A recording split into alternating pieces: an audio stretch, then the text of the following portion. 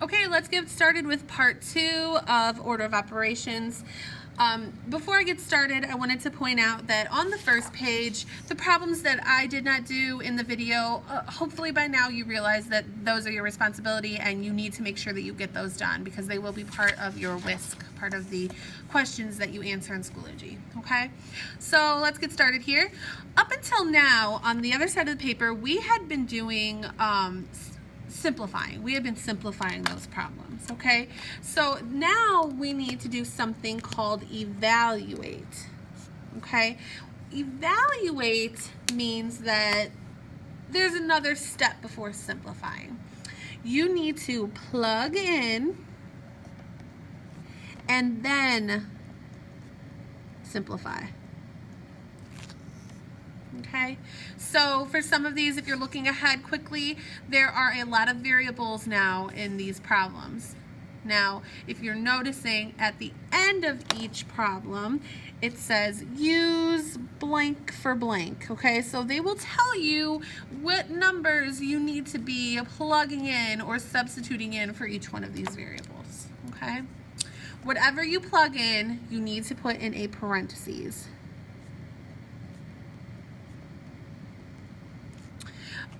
Putting things in parentheses will help you to realize where they belong, first of all, and second of all, just get a better idea of what's going on.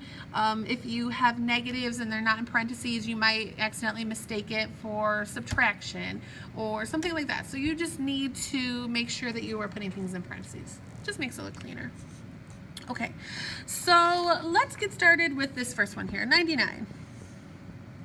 Here we have h plus j divided by 6. So where I have my variables is where I'm going to be plugging things in, okay? So what you need to do then is leave them blank so that you can go ahead and take these values and put them in where they belong. So we have parentheses, something plus something, and then divided by 6. Okay, now it's just a matter of plugging it. So we have h, which is 9, plus j, which, oh hey, look, is also 9.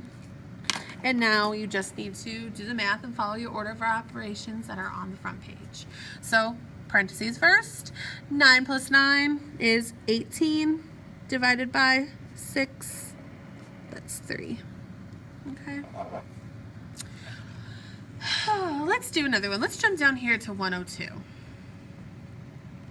Okay, 100 is very similar to 99, the example I just did. Quickly, let's look up 100. You just need to do your parentheses and then multiply outside that 8. Do that last. Okay. All right, let's look at 102. We have blank minus blank. Whoops, I almost, well, that's okay, I can just scribble it. Plus 9 squared. So I rewrote this equation, or this expression rather, and I left blanks where my variables belong. So now I need to take the numbers that are given and plug them in where they go. So 9 is equal to y, so where my y goes, there's a 9. And then z is 4, so 4. All right, so now I have 9 minus 4, which is 5 plus 9 squared. Now, hopefully you are screaming at your screen right now because Miss Roback did order of operations out of order. Well, luckily, in this case, it really doesn't quite matter because we haven't done anything with this yet. Doing this subtraction right here first hasn't affected the 9 squared because we haven't gotten there yet. But definitely before I add these two, I need to take care of this first. And in fact, even though this works, I don't want to teach you habits that will possibly lead you in the wrong direction in the future. So let's redo this the way it's supposed to be done. All right, let's take care of our exponent first. So we have 9 minus 4 plus 9 squared is 81. Okay. Then we can go ahead and solve 5 plus 81, and that is 86. Oops, there we go. Okay, let's see. I'm gonna do two more. I'm going to do with you 105 and 106. Okay, obviously after I do 105 and 106, the rest of these problems are your responsibility. We will check answers when you come to class tomorrow. And don't forget to answer your questions on Schoology. A lot of you, I have a feeling, are watching the videos and not remembering to answer your questions, and you're losing homework points. So please, please, please make sure that you do everything that is assigned to you. If you're not sure, then you need to be checking your chart, your WISC chart, which basically lays out for you what you're supposed to be doing on what days. Everything's dated. It's like a check sheet for you. Okay, so let's get started. Number 105, we have 8 times n, so 8 times something, minus, making my big parentheses, p, we don't know what p is, minus n, we don't know what n is, divided by, oh, I should have made this longer, divided by 3. Hopefully that all fits. Okay, so we have 1, 2, 3 blanks here that we need to fill in. 8n, what is our n? 3, so we need to plug it in. P is 10 minus n, this blank, once again, we have another n, which is 3.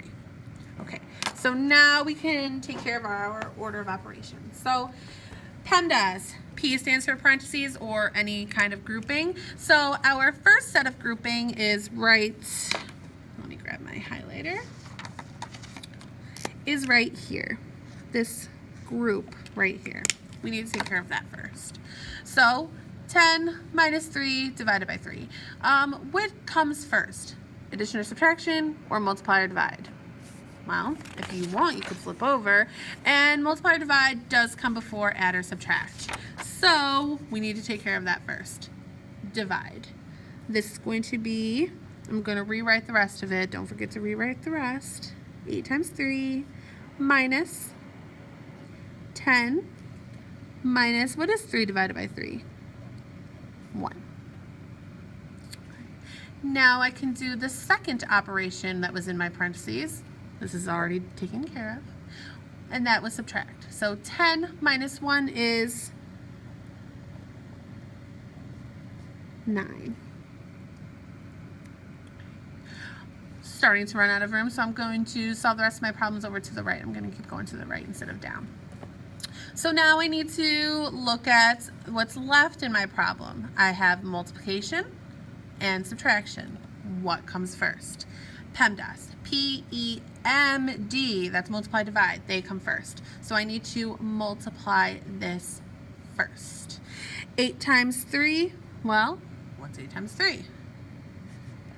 24 minus 9, and that's going to be, oh, sorry, 15.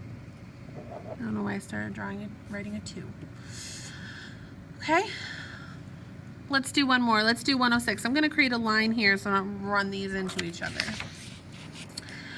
Okay, here we have Z. We don't know what Z is. Times, oh, these are all variables. Okay, I'm glad I'm doing this one. Times x plus x. So blank plus blank. Then plus Z minus Z. So plus blank minus blank.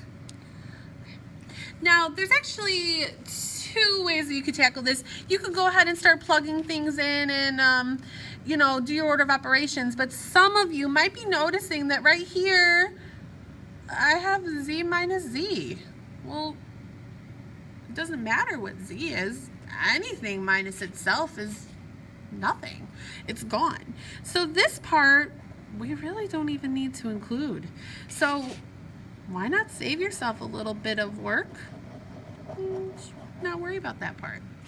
Now this looks a little bit nicer. All right, let's plug in what we need to plug in. Z times whatever's in parentheses. So let's do the Z first. Z is 8. So 8 times x plus x. So x is 3, 3 plus 3. Okay, we all know that 3 plus 3 inside this set of parentheses is 6. So now we have 8 times 6. Okay? And 8 times 6 is